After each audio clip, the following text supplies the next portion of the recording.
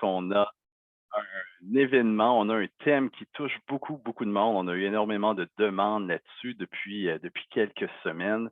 Et puis, on se doutait qu'en organisant un webinaire sur le sujet, vous ayez être intéressé à en savoir plus et à voir un peu ce que nous, on a appris dans la dernière année, principalement dans les 6 derniers mois. Je dirais que ça s'est accéléré depuis l'été dernier en faisant des événements hybrides. On a eu la chance d'en vivre plusieurs avec nos clients. On a eu la chance de voir différents modèles.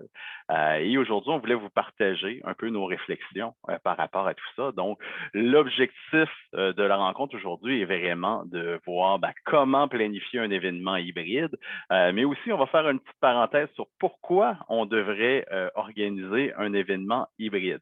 Alors, je rappelle qu'à la fin de la présentation, vous serez invité à venir dans la salle virtuelle qu'on a créée dans votre agenda en deuxième lieu pour ceux qui auront envie de nous poser des questions. Il sera toujours possible de communiquer avec nous pour en savoir plus, pour avoir une présentation individuelle. Ça nous fera bien sûr plaisir de vous parler ou de vous reparler. On sait qu'il y en a plusieurs parmi vous qui êtes dans la communauté Perconnex depuis un certain moment, qui avaient déjà travaillé avec nous, avec qui on a déjà discuté. Donc, ça nous fera plaisir de reprendre les discussions avec vous. J'ai beaucoup de choses à vous dire dans les prochaines 30 minutes, alors je vais y aller rondement si vous me le permettez. Sachez que nous enregistrons la conférence et qu'on pourra vous la rendre disponible également après la présentation dans les prochaines heures, s'il y en a parmi vous qui ont envie de la montrer à un collègue, par exemple, ou de réécouter certaines parties, ça nous fera vraiment plaisir de vous partager tout ça. Alors, sans plus tarder, je vais faire un partage d'écran. On vous a préparé une petite présentation pour bien vous présenter tout ça. Et puis, je vais parler par-dessus. Alors, si vous permettez, je vais repartager mon écran pour vous montrer tout ça. Et je vais éteindre ma caméra également pour que vous puissiez voir le tout en plus gros. Alors, j'espère que vous voyez bien mon écran actuellement. Alors, on va démarrer le PowerPoint tout de suite et puis vous présenter tout ça. Donc, on y va. Alors, pour ceux qui ne connaissent pas, je me permets de faire une petite intermède de 2 minutes juste pour vous parler de qui on est chez Perconnex. Il y en a qui ne nous ont jamais vus dans le passé. Alors, chez Perconnex, on est une compagnie qui s'est donnée pour mission d'utiliser la technologie pour créer des connexions professionnelles pertinentes, que ce soit du réseautage d'affaires à travers des événements, à travers des associations. Ça peut être pour des projets de mentorat, de recrutement, des ateliers collaboratifs. Alors, peu importe, nous, on met les humains ensemble grâce à la technologie, on les guide à travers leur expérience, soit à travers des événements ou à travers leur membership dans une association. Je ne repasserai pas sur notre histoire, mais on existe depuis 9 ans. Dans quelques jours, ça va être notre 9e année. On a débuté dans le domaine du recrutement et on a évolué peu à peu pour faire ce qu'on fait aujourd'hui. Alors, je vous en ai parlé rapidement. Ce qui nous différencie chez Perconnex, c'est qu'on n'est pas simplement une plateforme événementielle ou une plateforme qui permet de vivre un membership d'une communauté pour un événement. On propulse tout ce qu'on fait avec le jumelage intelligent. Donc, c'est l'art, à l'aide d'analyse de données par intelligence artificielle, de guider les gens, que ce soit en leur faisant des recommandations de qui ils devraient rencontrer à travers leur expérience sur nos outils, ou encore leur recommander des opportunités, des activités, des kiosques. Alors, le jumelage intelligent reste derrière tout ce qu'on fait. S'il y en a qui ont envie d'en savoir plus, ça nous fera plaisir de vous rencontrer pour en dire plus là-dessus. Notre plateforme, notre outil est utilisé de 4 façons. Donc, on fait beaucoup de virtuels depuis 2020, vous vous en doutez. Avant, on avait une vie en présentiel, donc les gens dans un événement en présence nous utilisent comme une application événementielle sur leur téléphone pour suivre la programmation de l'événement, ou encore pour se prendre des rendez-vous, avoir accès à de l'information, clavarder avec les autres participants, etc. On fait du hybride, bien évidemment, donc un mix du virtuel et du présentiel. Ça va être le sujet de notre présentation d'aujourd'hui. Et à ne pas sous-estimer, il y a beaucoup d'associations qui nous utilisent ce qu'on appelle en mode en continu, c'est-à-dire qu'ils donnent accès à leurs membres à l'année longue à la plateforme et lorsqu'ils ont des événements ponctuels, ils viennent les tenir sur la plateforme. Quelque chose qui peut être pratique pour des fois les organisations avec des plus petits budgets, par exemple, qui veulent tenir plusieurs événements sur la même plateforme. Je vois qu'il y a des gens qui essaient de me parler par le chat ou encore par le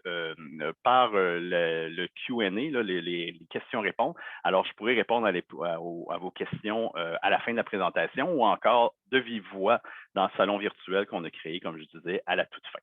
Alors, je poursuis la présentation rapidement. Je suis encore à l'étape de vous présenter rapidement qui on est. Notre plateforme, c'est quoi? Notre plateforme, c'est deux interfaces. Une interface qui est utilisée par les utilisateurs, c'est-à-dire vos participants, vos membres qui viennent sur la plateforme, et une console administrateur qui vous permet à vous d'utiliser la plateforme. Sachez que vous êtes autonome dans la configuration de votre plateforme, mais que nous avons une équipe également qui peut vous accompagner au besoin, vous former, vous apprendre comment utiliser la plateforme.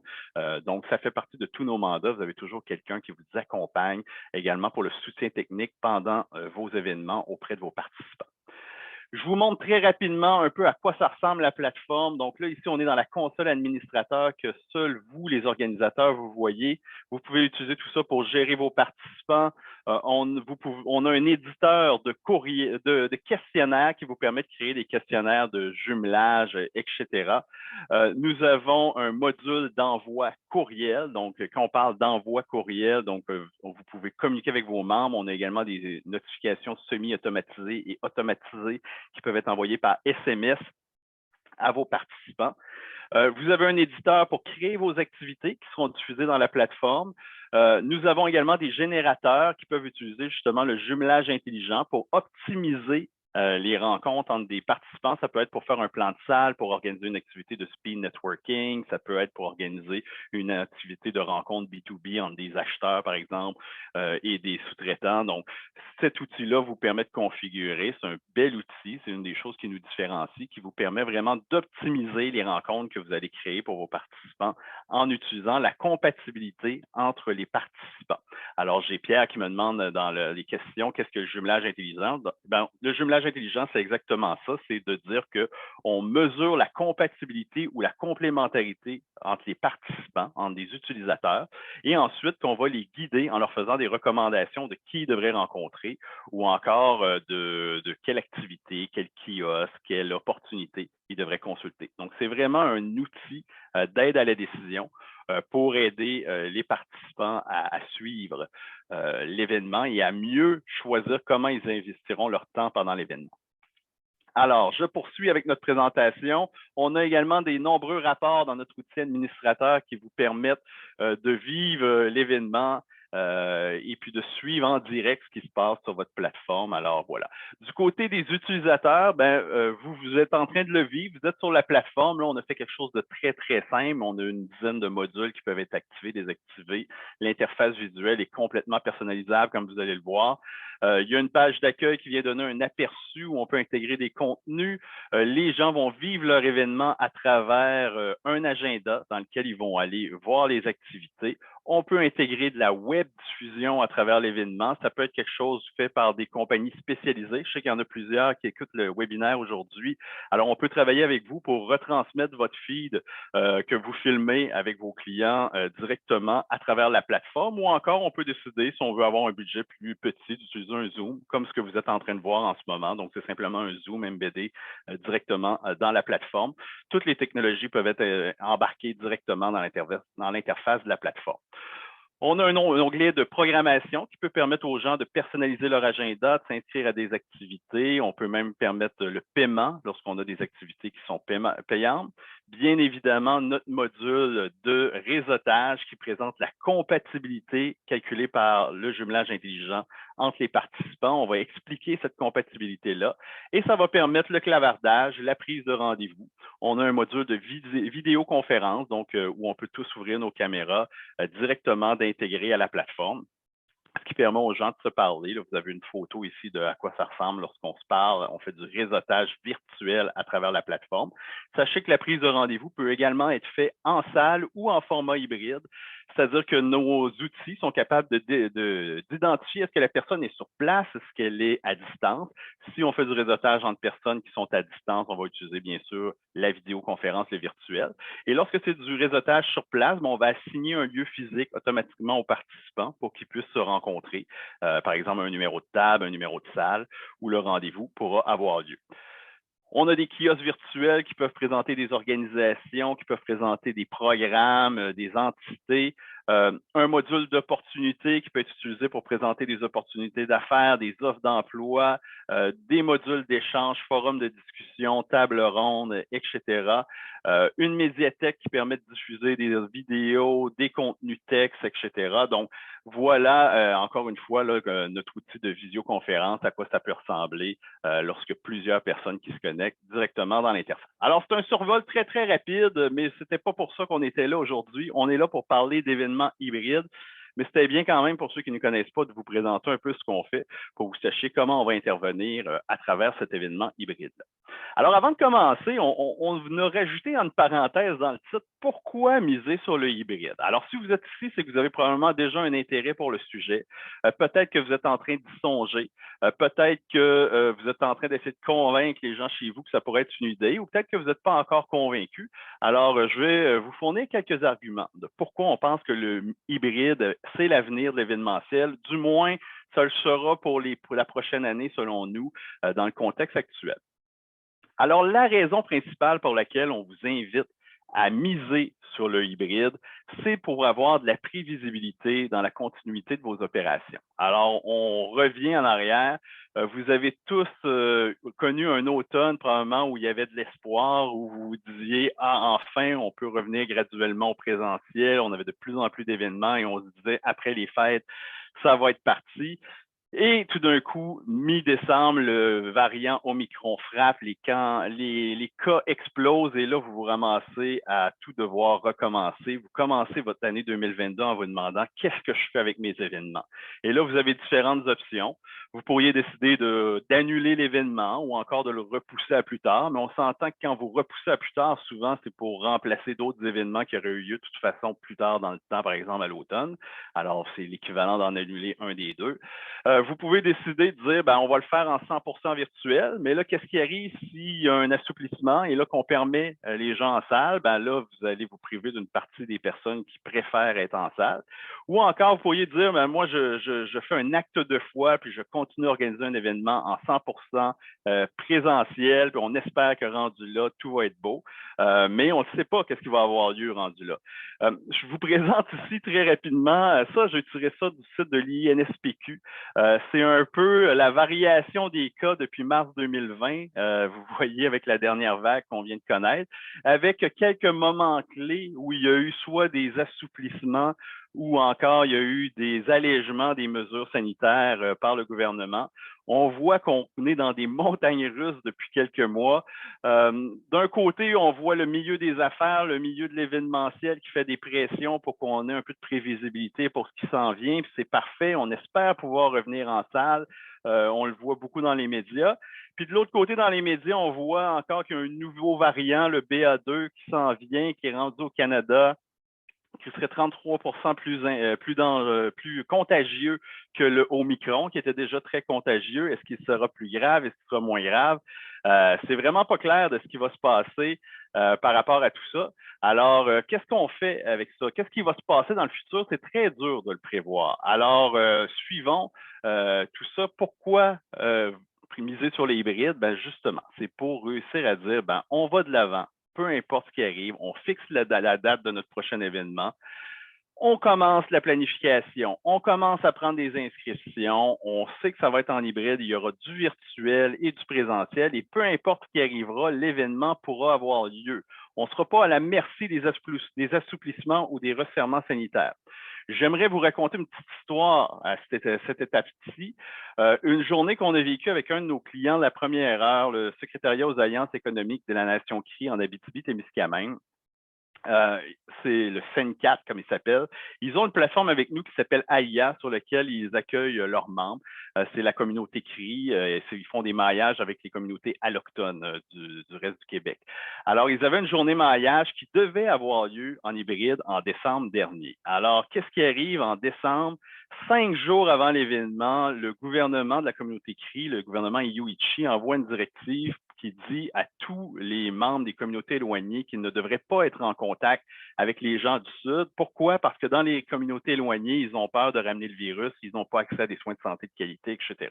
Alors, à 5 jours de l'événement, notre client, l'organisateur de l'événement, se retrouve dans une situation où il doit empêcher tous les gens qui sont de l'extérieur de leur région, ils attendaient des gens de partout au Québec, donc tous les gens de l'extérieur de l'Abitibi ou de UIC Bay James ne pourront plus assister à l'événement. Ils leur envoient une communication, vous devrez obligatoirement utiliser le volet virtuel de l'événement.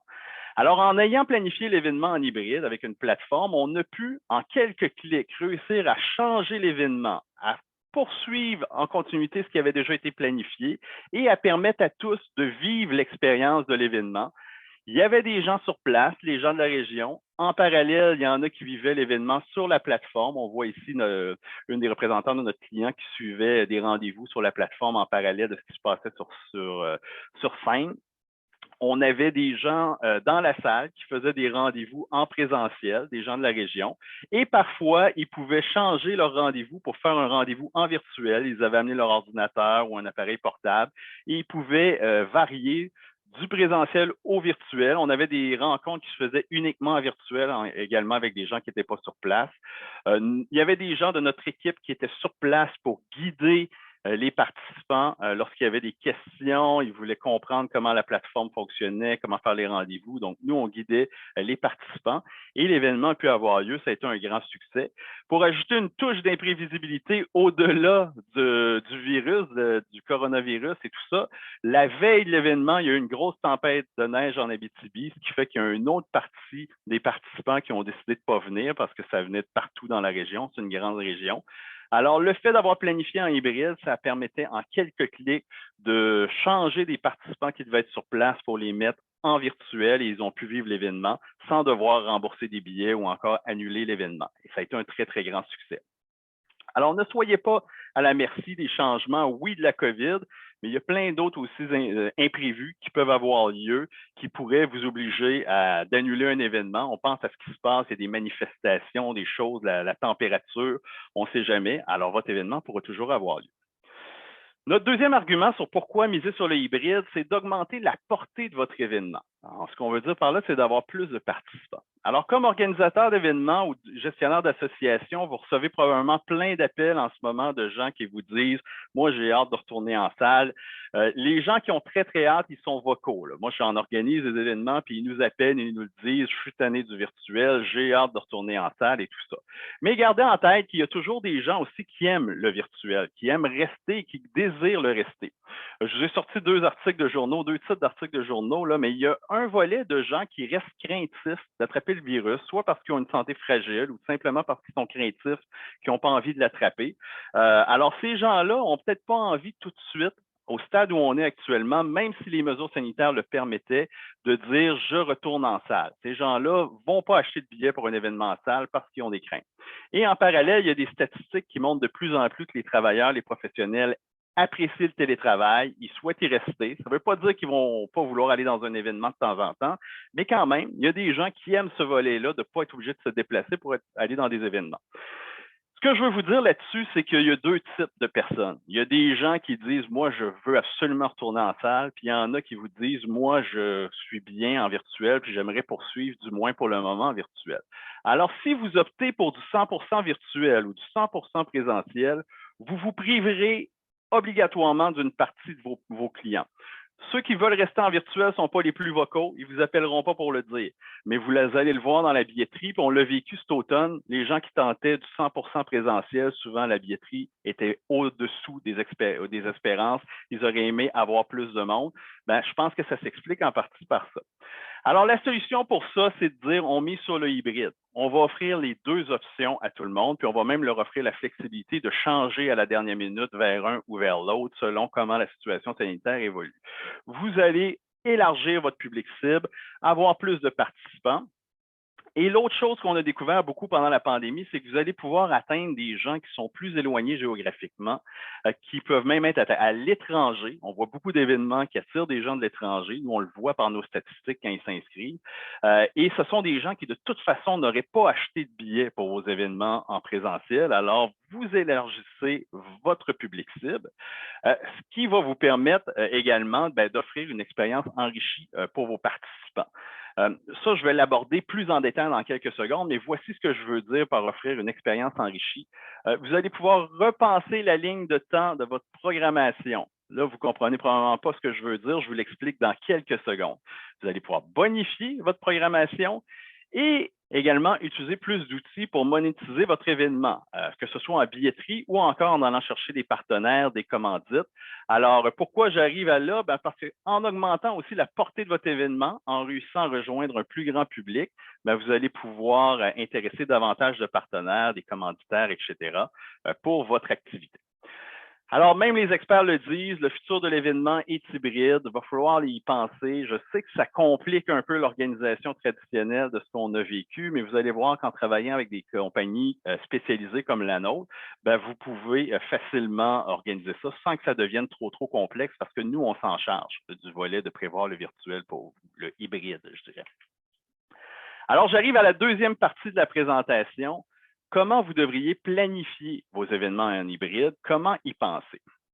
Et là, j'arrive à ce que je vous disais il y a quelques secondes. Repensez la ligne de temps de votre programmation. Je m'explique. Voici ce que je veux dire par là.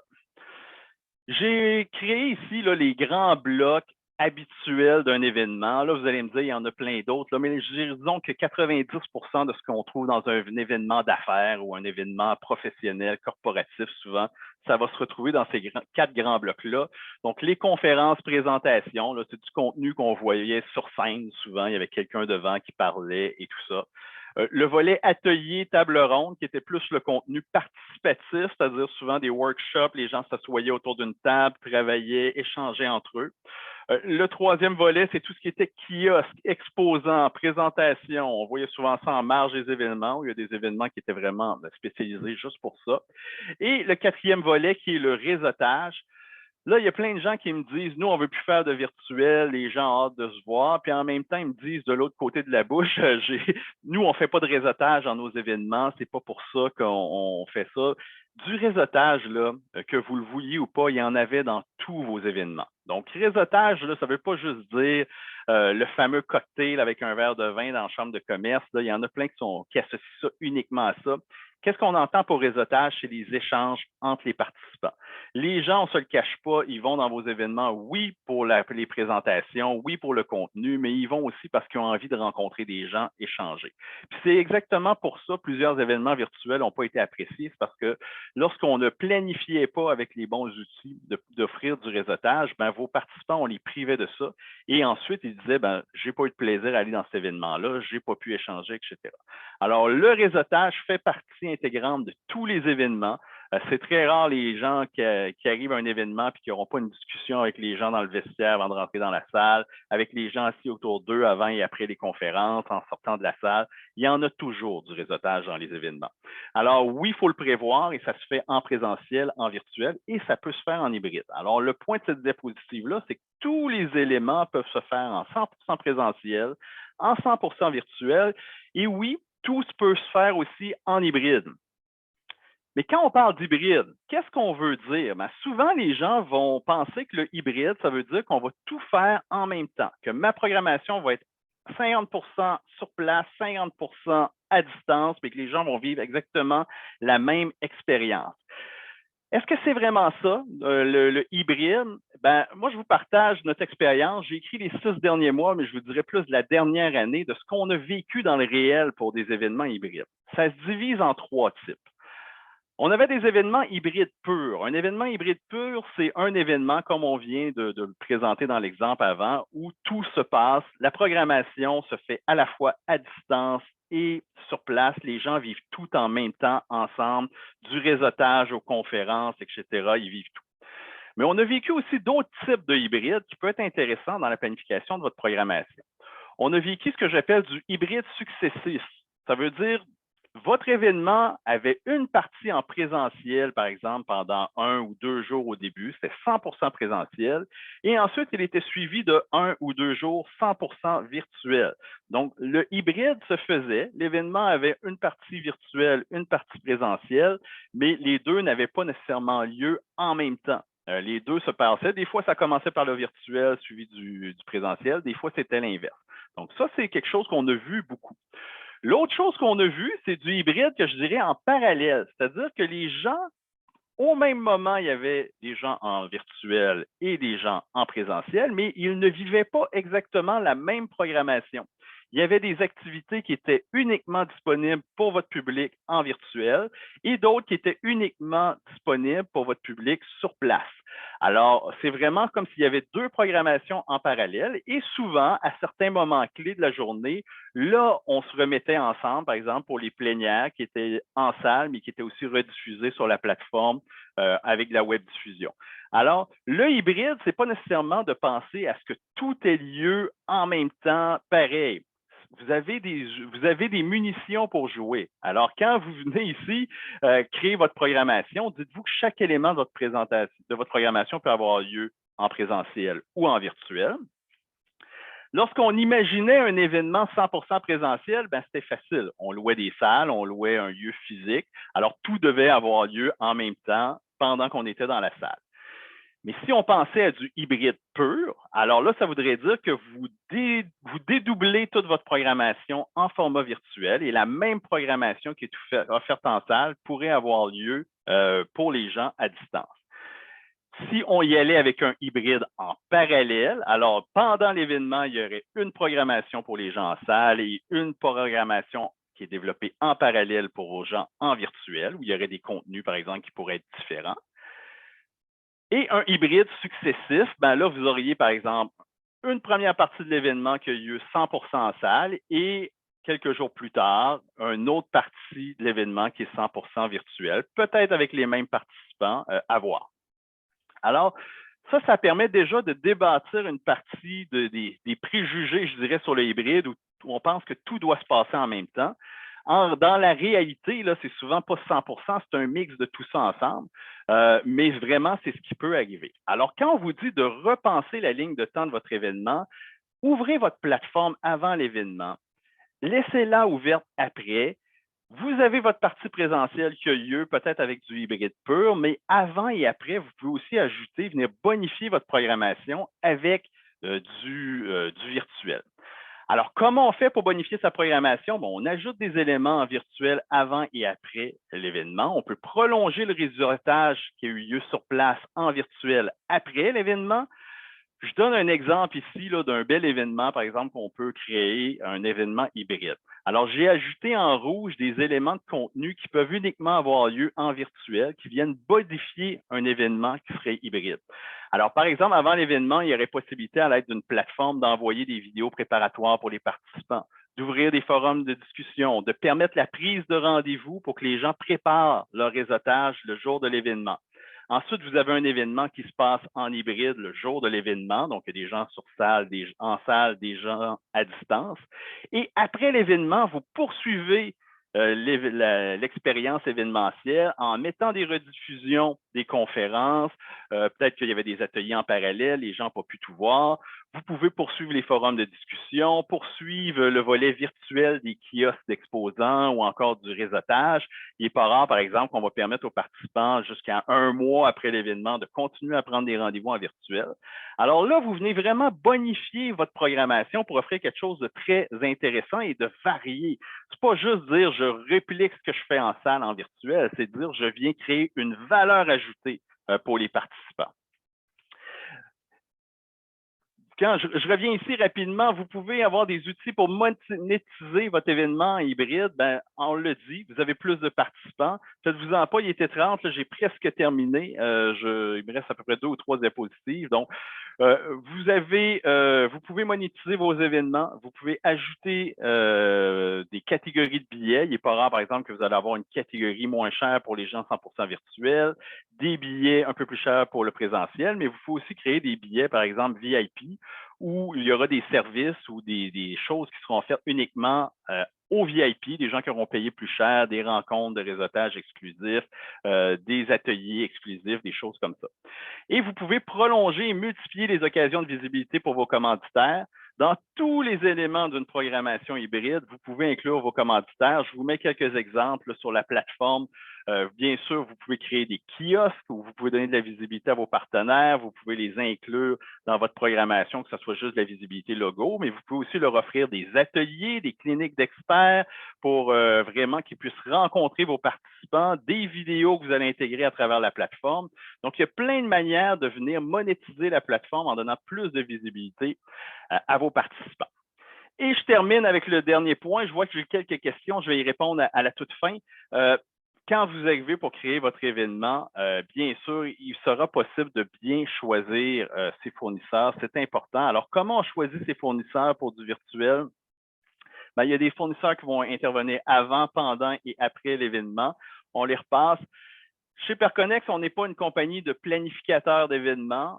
Donc, si vous n'avez pas les ressources à l'interne, on vous encourage à travailler avec des planificateurs qui vont vous aider à concevoir votre événement hybride. On en connaît plein. Si vous en cherchez, vous cherchez des gens qui sont habitués de le faire, ça nous fera plaisir de vous les référer.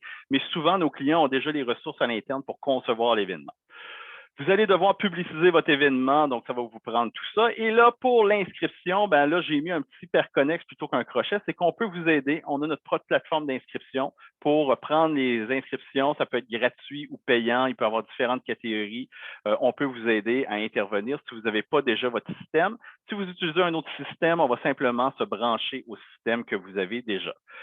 Pour la préparation de l'événement, quand je parle de préparation par le participant, par exemple, en venant choisir les ateliers auxquels je vais participer pendant l'événement ou encore en préparant son réseautage, ses rendez-vous. Notre plateforme peut le permettre.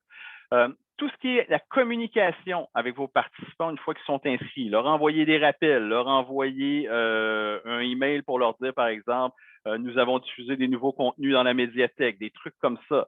N'oubliez pas demain l'atelier XYZ. Ben, vous pouvez le faire directement à travers notre plateforme à vos couleurs.